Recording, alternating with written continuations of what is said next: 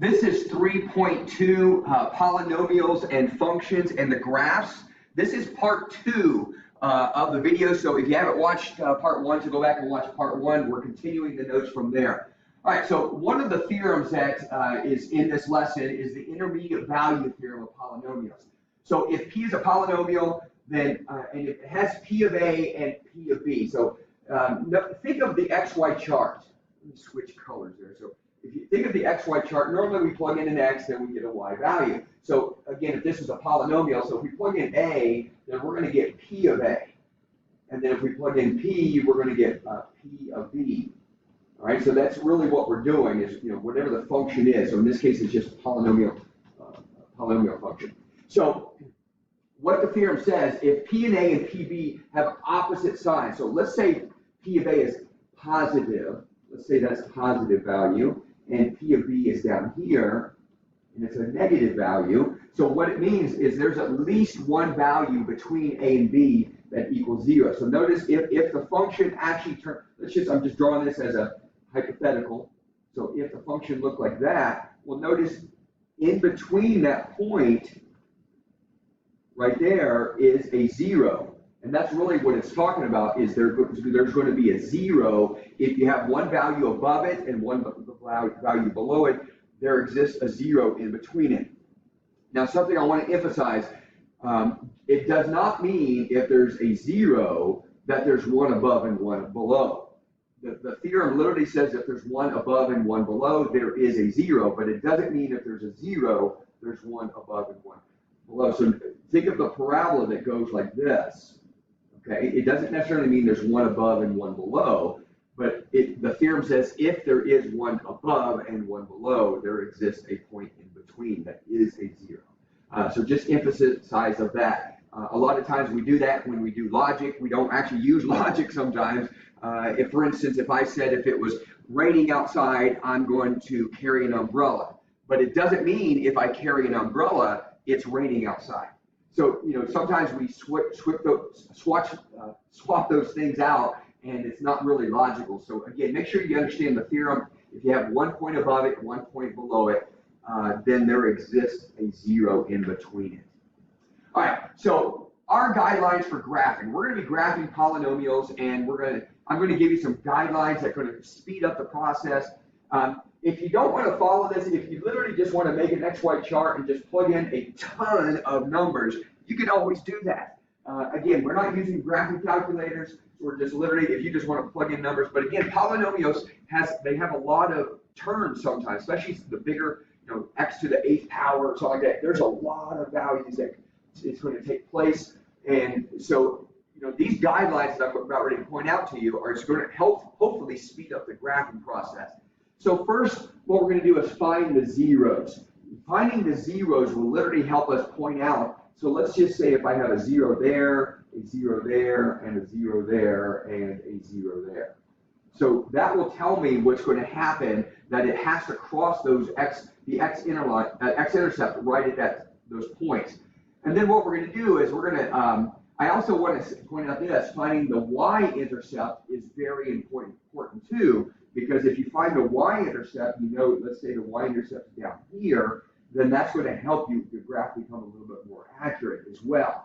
And then what we're going to do is basically test certain points. We did this back when we did like absolute values. We tested points of intervals. So what's happening to the function, like if I started plugging in numbers over here, like x equals -6, -7, -8, -9, what's happening to the function? What's happening to the function when I plug in numbers in between between that interval? What's happening when I plug in values between there? What's happening when I plug in values number here? And then what's happening to the function when I plug in numbers there? So depending on how many zeros I have, that depends on how many intervals I need to consider. So all you're going to do is basically, in this scenario, you're going to look at certain points in between those intervals, and that's how big your XY chart needs to be.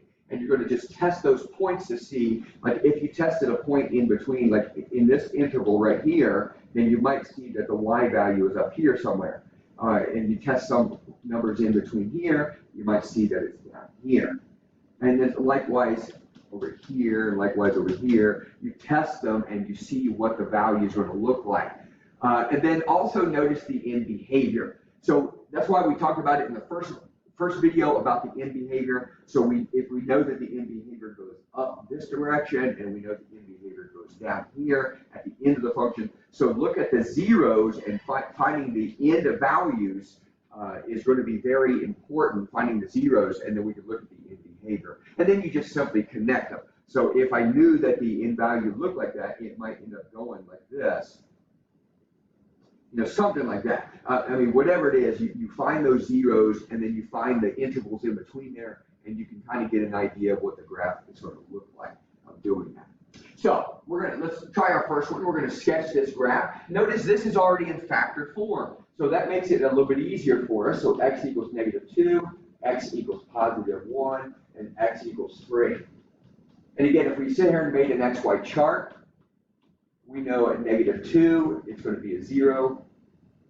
At 1, it's going to be a 0. And at 3, it's going to be a 0. And what we need to do is test points in between there to be able to do that. And if we looked at the intervals, we could see that what's happening in between those, each one of those zeros. Let me go ahead and plot those points just so you can see them. So here's -2, here's +1, and here's +3. So notice when we plug in a number that's less than -3, so we're talking about numbers over like here.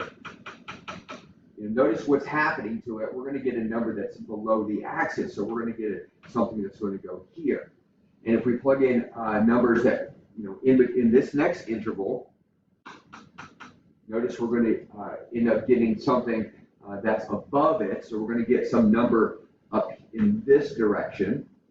So we're going to get a positive number. And we test numbers in this next interval. So we test numbers in here. We're going to end up getting below the axis. And then finally, when we test numbers above, like x equals 4, we're going to get some numbers up here. So we can automatically see that. And something else I wanted to point out to you is because we know if we actually FOIL this, we have x, x, x. So we know we're going to end up with x cubed. And so we know the end behaviors of positive x cubed, the end behaviors will look like this. And that's what we found out. So notice as x gets bigger, as x goes towards infinity, 6, 7, 8, 9, 10, as x goes to infinity, the y values keep climbing as well towards infinity.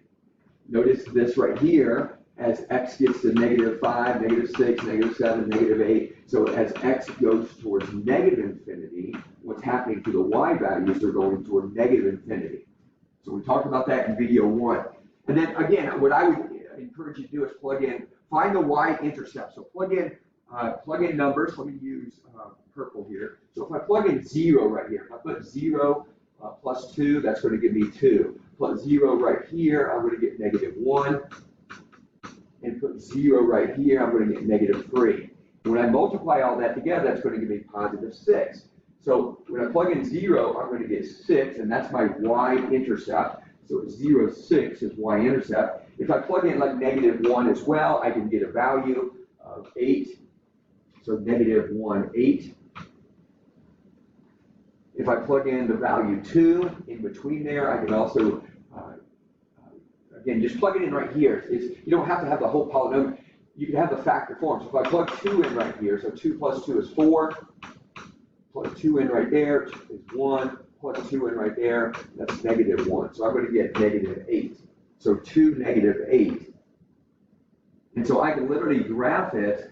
So it's going up here, it's going down, hitting that 0, coming down to here, coming back up. And so the function is going to look like that. And again, a lot more, remember, it's a continuous, smooth polynomial. So I graphed it in parts so you can see it. But again, it should look nice and smooth. Nice and smooth.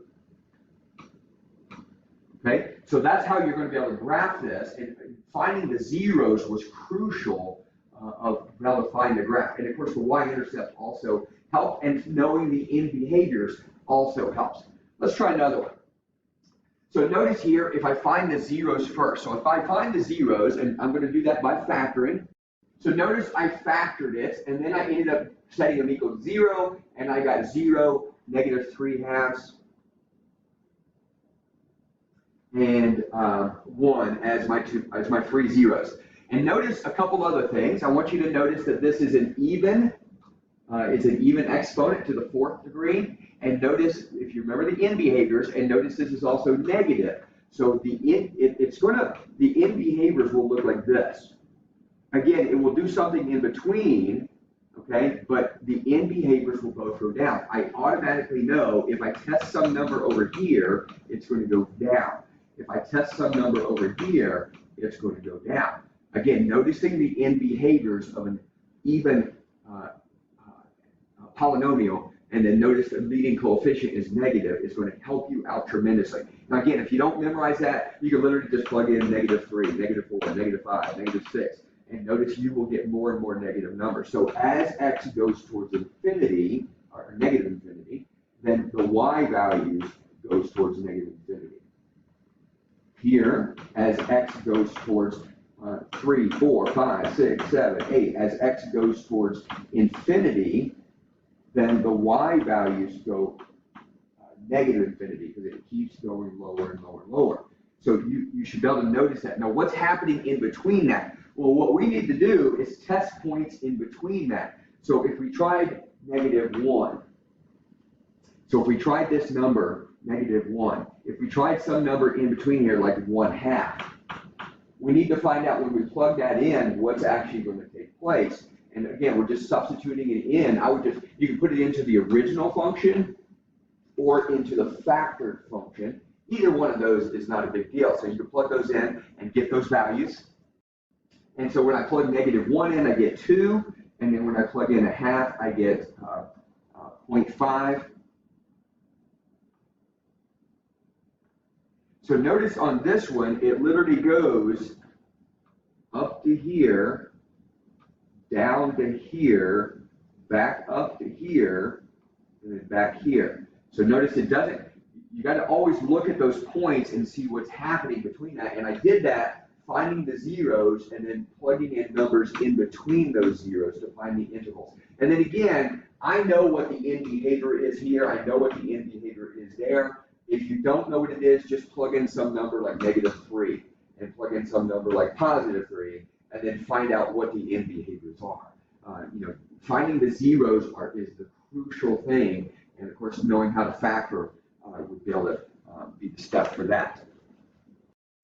And that's part 2 of this 3.2 lesson. There is a part 3 as well, just to finish this lesson up. So be sure to watch the rest of it for part 3.